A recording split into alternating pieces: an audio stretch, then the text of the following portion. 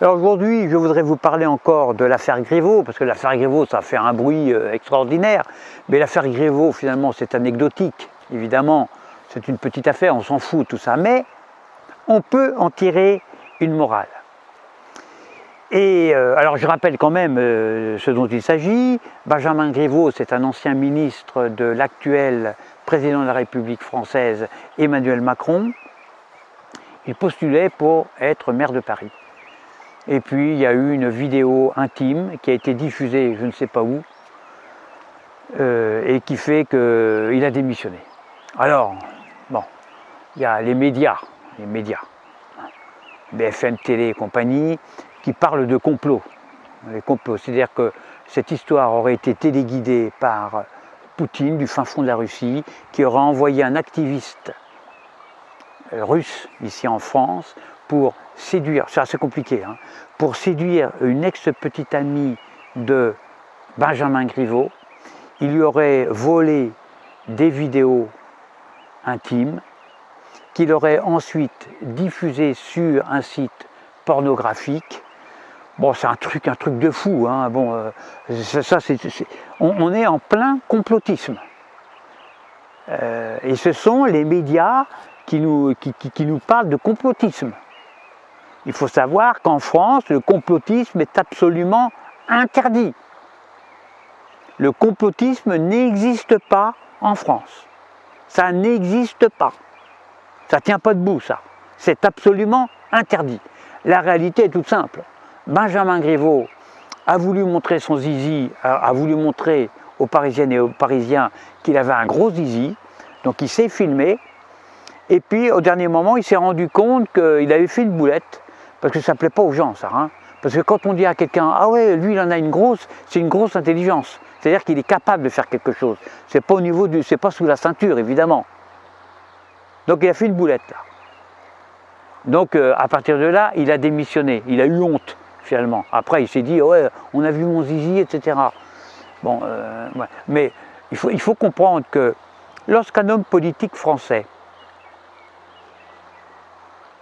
a des convictions, un homme politique en général, lorsqu'il a des convictions, il n'abandonne pas le combat pour si peu, pour une histoire de zizi. Hein, parce que tous les hommes politiques se tripotent le zizi, ça se sait, on le sait, même les singes. Tous les singes se tripotent le zizi, les hommes politiques aussi. On a Charles de Gaulle, le général de Gaulle, il se tripotait le zizi en Angleterre, lui. Jacques Chirac, c'était sur le salon de l'agriculture. Sarkozy, c'était en Suisse, lui, quand il allait acheter des montres.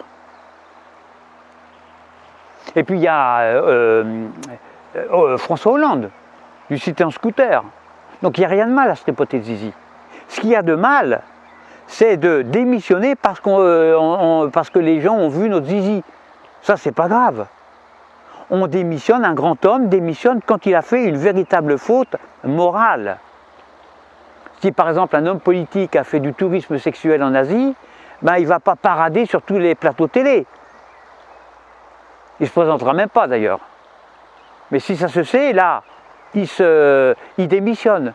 Pourquoi? Parce qu'il a honte de ce qu'il a fait. Le grand homme est fier même d'avoir honte quand il a fait une faute morale. Et pourquoi il a honte? Parce qu'il a une conscience morale. Et donc il est fier d'avoir honte. Il est fier d'avoir une conscience. Mais les comiques comme Griveaux, qui abandonnent un combat, un noble combat, parce que transformer la ville de Paris, c'est extraordinaire. Quand on l'écoutait, c'est extraordinaire. Il voulait tout chambouler. Il voulait rendre les Parisiens heureux. Tous heureux. Puis il abandonne à la moindre difficulté. Martin Luther King, il n'aurait jamais abandonné le combat pour si peu. Juste pour une photo de cul, on s'en fout de tout ça. De Gaulle, vous croyez qu'il aurait abandonné les Français pour si peu? Voyons, un gilet jaune, si on le filme, on filme son zizi, vous croyez qu'il va abandonner son noble combat qui consiste à rendre le monde meilleur, à rendre le pouvoir au peuple? Certainement pas, il va pas abandonner le combat pour si peu.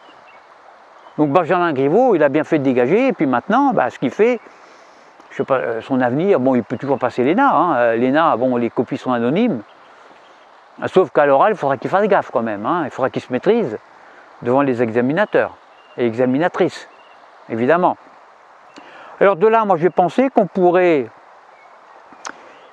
promulguer une loi de transparence totale, où tous les postulants à une haute fonction politique soient vraiment transparents totalement, c'est-à-dire qu'ils nous présentent leur patrimoine financier, leur patrimoine immobilier, mobilier et leur patrimoine génétique. Et là, ça ferait le tri. Tous ceux qui auront honte, ils dégagent.